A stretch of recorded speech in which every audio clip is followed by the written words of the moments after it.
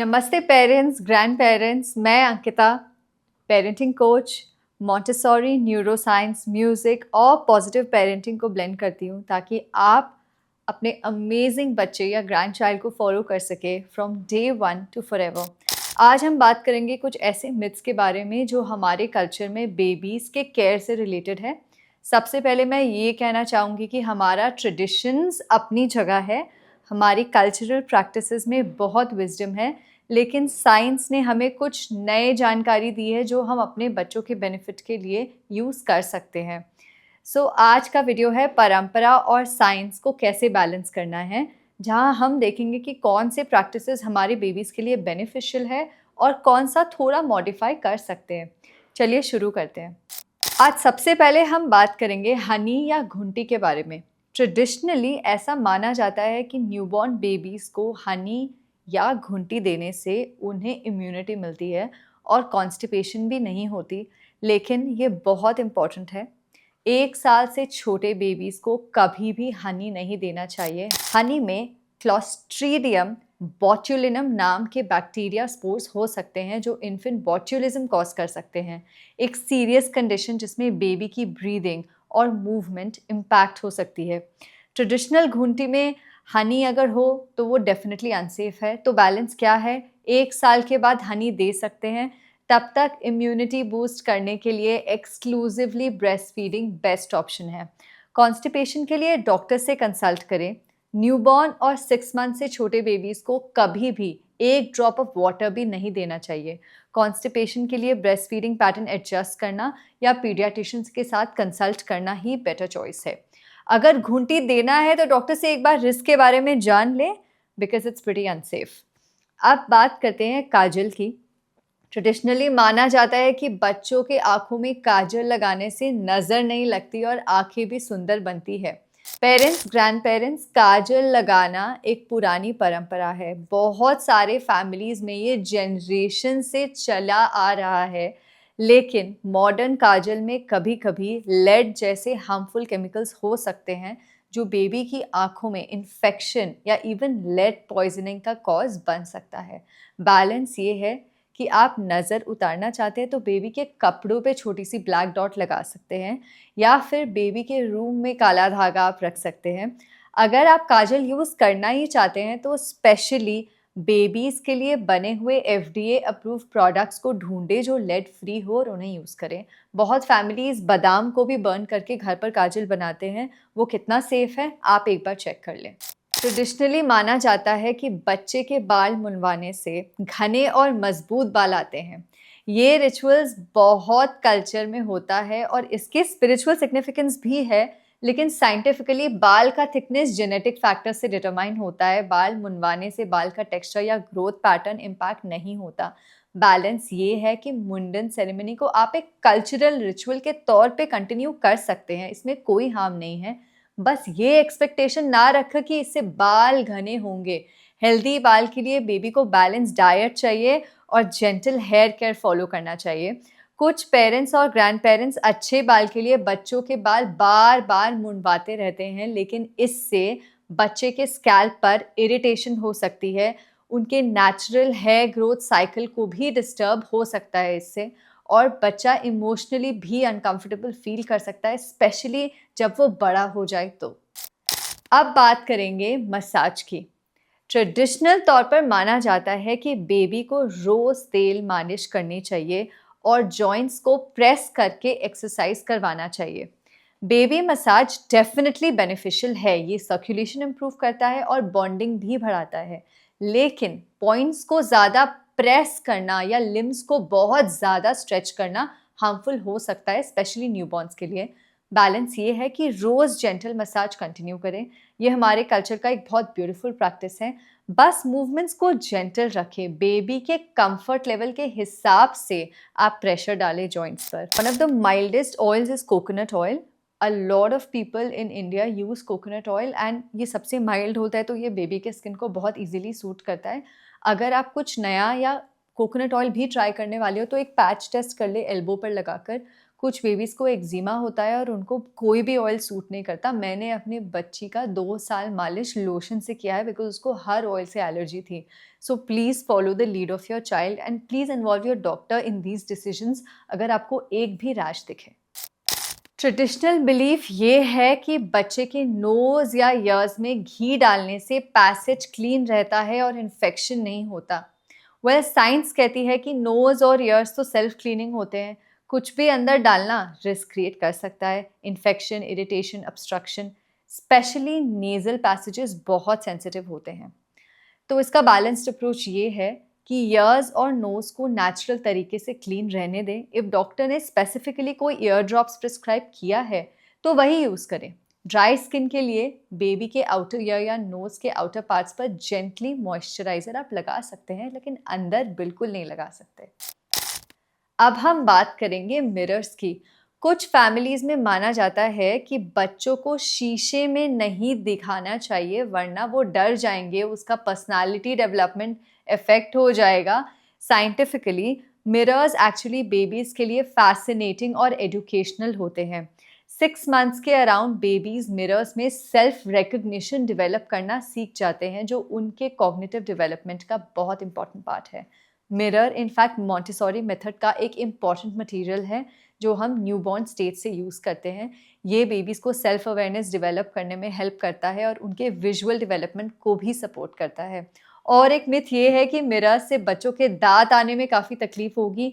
इसमें कोई scientific basis नहीं है। मैंने पर्सनली अपने बच्ची को 7 दिन के एज से मिरर दिखाया, ना ही मेरे बच्चे को कोई दांत में दर्द हुआ, ना ही कोई तकलीफ हुई, ना ही कोई टीथिंग पेन्स हुए।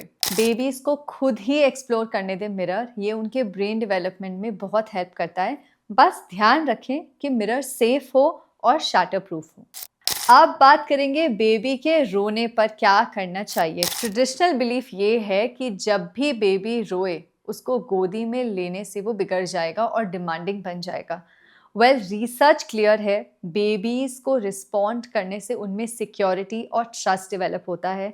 न्यूबॉर्न्स कम्युनिकेट सिर्फ क्राइंग के थ्रू ही कर सकते हैं। उन्हें इग्नोर करने से स्ट्रेस हार्मोन्स इंक्रीज हो सकते हैं, जो ब्रेन डेवलपमेंट को बहुत बैडली इम्पैक्ट कर सकता है। बैलेंस अप्रोच ये है कि बेबी के क्राइंग को रिस्पॉन्ड करें, स्पेशली पहले 6 मंथ्स में with in a few seconds.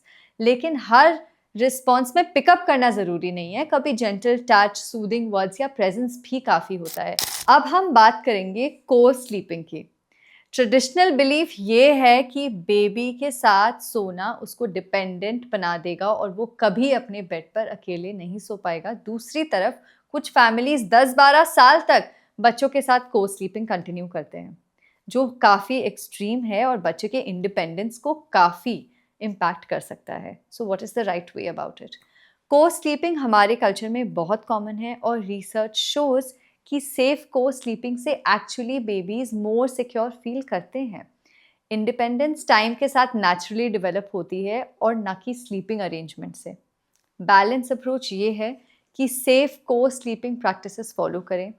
Firm mattress, no loose bedding, no pillows near baby. जब फैमिली रेडी हो आप जेंटली बच्चे को ट्रांजिशन कर सकते हैं सेपरेट स्लीपिंग के लिए। इंडिपेंडेंस स्लीपिंग अरेंजमेंट से नहीं बल्कि सपोर्टिव पेरेंटिंग से आती है। अब एक बहुत क्रिटिकल मिथ के बारे में बात करेंगे।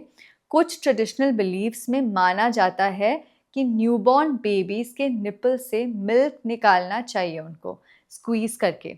साइंस कहती है कि ये प्रैक्टिस एक्सट्रीमली हार्मफुल है।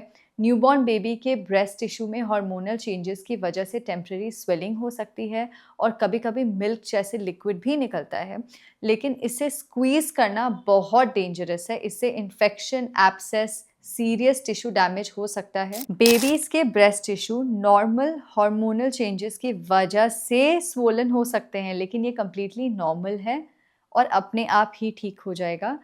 किसी भी तरह का स्क्वीजिंग या दबाव बिल्कुल भी ना करें और प्लीज़ अपने डॉक्टर से कंसल्ट करें अगर ये आपने किया है या देखा है, बिकॉज एब्सेस हो सकता है। अब एक सेंसिटिव टॉपिक पे बात करेंगे। ट्रेडिशनल बिलीफ ये है कि बेबी के प्राइवेट पार्ट्स में ऑयल लगाना उन्हें इन्फेक्शन से बचाता है और स्किन को हेल्दी रखता है। साइंटिफिक पर्सपेक्टिव ये है कि जेनिटल एरिया बहुत सेंसिटिव होती है और खुद को क्लीन रखने के लिए डिज़ाइंड है ऑयल या पाउडर्स बिल्कुल यूज़ ना करें बिकॉज़ उससे इरिटेशन हो सकता है, रिस्क्स इन्फेक्शन की बहुत ज़्यादा है स्पेशली गर्ल्स में। बैलेंस अप्रोच ये है कि डायपर चेंज के टाइम पे लूक वार्म वाटर से जेंटली क्लीनिंग करें, दैट इज़ सफिशिएंट। और कोई रेडनेस या इरिटेशन हो तो डॉक्टर रिकमेंडेड क्रीम्स ही यूज़ करें। ऑयल यूज़ करना ज़रूरी नहीं है इस एरिया में। अब बात करेंगे स्वॉडलिंग के बारे में। ट्रेडिशनल बिलीफ ये है कि बेबी को लाइट स्वॉडल करना चाहिए ताकि उनका बॉडी शेप अच्छा बने और वो ज़्यादा देर तक सोए। साइंटिफिक पर्सपेक्टिव ये है कि लाइट स्वॉडलिंग से बेबीज़ को सिक्योरिटी मिलती है और बेटर स्लीप भी मिलती है, लेकिन टाइट स्वॉडलिंग से हिप डिस्प्लेसिया का रिस्क इंक्रीज हो सकता है और सर्कुलेशन भी इफेक्ट हो सकती है। बैलेंस अप्रोच ये है कि आप डिसीजन लें, अगर आपको स्वॉडलिंग करनी है और अगर करनी है देन ओनली 3 मंथ्स तक करनी है before babies can start turning. But ध्यान रखिए कि बेबी के लेग्स मूव कर सकते हैं और हिप्स भी फ्लेक्स करने का स्पेस उन्हें चाहिए। चेस्ट एरिया से ब्लैंकेट लूज रहना चाहिए और ब्रीदिंग रिस्ट्रिक्शन ना हो। जैसे ही बेबी रोल स्टार्ट करे अराउंड 3 to 4 मंथ्स आपको स्वॉडलिंग बिल्कुल बंद कर देना है उस वक्त। अब बात करेंगे वाटर देने की। ट्रेडिशनल बिलीफ ये है कि गर्मी में या हिकअप्स के लिए ब्रेस्ट फेड बेबीज़ को पानी देना चाहिए। वेल साइंटिफिक पर्सपेक्टिव ये है कि 6 मंथ्स तक बेबीज़ को एक्सक्लूसिवली ब्रेस्ट फीड या फॉर्मूला ही ज़रूरी है, उनको कोई पानी नहीं चाहिए because breast milk has 88% water जो हाइड्रेशन के लिए काफ़ी है। एक्स्ट्रा वाटर देने से बेबीज़ के स्मॉल टमीज़ फिल हो जाते हैं जिससे वो लेस मिल्क लेते हैं, which also effects the nutrition and weight gain. Balanced approach ये है कि 6 मंथ्स तक एक्सक्लूसिवली ब्रेस्ट फीड या फॉर्मूला दें, इवन गर्मी के टाइम पर। हिकअप्स नॉर्मल है और अपने आप ही ठीक हो जाते हैं। 6 मंथ्स के बाद डॉक्टर की एडवाइस पर आप वाटर इंट्रोड्यूस करें। अब बात करेंगे मसाज ऑयल्स के बारे में। ट्रेडिशनली बिलीफ ये है कि सरसों तेल बेबीज़ के लिए बेस्ट होता है, बट सरसों तेल में हाई लेवल्स ऑफ एक पर्टिकुलर टाइप का एसिड हो सकता है जो स्किन बैरियर को डैमेज करता है, but it's a long time tradition in many families. तो बैलेंस्ड अप्रोच ये है कि रिफाइंड मस्टर्ड ऑयल जिसमें वो एसिड्स कम होते हैं या फिर कोकोनट ऑयल, ऑलिव ऑयल और सनफ्लावर ऑयल काफ़ी सेफ़र ऑल्टरनेटिव्स है। अगर फैमिली ट्रेडिशन इंपॉर्टेंट है तो कॉम्बिनेशन आप यूज़ कर सकते हैं, जैसे लेग्स और बैक पर मस्टर्ड और फेस और सेंसिटिव एरियाज पर कोकोनट ऑयल। अब बात करते हैं टीदिंग के रेमेडीज़ की। ट्रेडिशनल बिलीफ ये है कि बच्चों के दांत आने पर उन्हें दर्द से राहत देने के लिए उनके मसूड़ों पर विस्की मलना चाहिए या उन्हें एम्बर नेकलेस पहना देना चाहिए। वेल साइंटिफिक पर्सपेक्टिव ये है कि अल्कोहल तो मसूड़ों पर बिल्कुल नहीं लगा सकते, ये काफ़ी हार्मफुल है, काफ़ी टॉक्सिक है। और एम्बर टीदिंग नेकलेसेस भी चोकिंग हज़ार्ड हो सकते हैं बच्चों के लिए। तो प्लीज़ रिमेंबर इनइफेक्टिवनेस का कोई साइंटिफिक प्रूफ नहीं है, so better to be safe than sorry. Balance approach ये है कि टीदिंग के दर्द के लिए क्लीन फिंगर से जेंटली बेबीज़ के गम्स को मसाज करें। रेफ्रिजरेटेड टीदिंग रिंग या डॉक्टर रिकमेंडेड पेन रिलीवर्स भी यूज़ कर सकते हैं। बेबीज़ को एक्स्ट्रा कडल और कंफर्ट देना भी बहुत इंपॉर्टेंट है इस टाइम पे। आखिरी टॉपिक है टीदिंग और फीवर। ट्रेडिशनल बिलीफ ये है कि दांत आने के टाइम पर बच्चों को फीवर, डायरिया, इलनेसेस काफ़ी कुछ होता है। वेल ये काफ़ी नॉर्मल है। साइंटिफिक पर्सपेक्टिव ये है कि टीदिंग से माइल्ड इरिटेबिलिटी, ड्रूलिंग और गम सेंसिटिविटी हो सकती है, लेकिन हाई फीवर से ज़्यादा डायरिया या इलनेस टीदिंग से रिलेटेड नहीं है। ये सिम्टम्स किसी इन्फेक्शन या इलनेस का साइन हो सकता है जिनका ट्रीटमेंट बहुत ज़रूरी है। बैलेंस्ड अप्रोच ये है कि टीदिंग के नॉर्मल सिम्टम्स को ऑब्जर्व करें, irritability, excess, drooling, chewing on things, but high fever, diarrhoea या सिग्निफिकेंट इलनेस हो तो डॉक्टर को दिखाना बहुत ज़रूरी है। इनको आप जस्ट टीदिंग समझ के इग्नोर ना करें। तो पेरेंट्स, ग्रैंड पेरेंट्स, ये थे कुछ मिथ्स, फैक्ट्स जो हमारे बच्चों की केयर के बारे में आप याद रख सकते हैं और उन्हें काफ़ी हेल्प होगा। ये बहुत इंपॉर्टेंट है ट्रेडिशंस की विजडम को मॉडर्न साइंस के साथ बैलेंस करना। हमारे पुराने ट्रेडिशंस में बहुत वैल्यू है और न्यू रिसर्च हमें और बेटर तरीके सिखाती है। मिलकर हम अपने बच्चों को बेस्ट केयर दे सकते हैं। अगर आपको ये वीडियो हेल्पफुल लगा तो प्लीज़ लाइक करें, शेयर करें अपने फैमिली और फ्रेंड्स के साथ और सब्सक्राइब करें मोर वीडियोस के लिए। आप कमेंट्स में भी बता सकते हैं कि आपके घर में कौन से ट्रेडिशनल प्रैक्टिसेस फॉलो होती है और आपने किस तरह से काफ़ी उन प्रैक्टिसेस को मॉडिफाई किया है, अगर आपने किया है साइंस के हिसाब से। So thank you so much and bye bye. This is Ankita signing off. Remember to follow your child and trust their mind.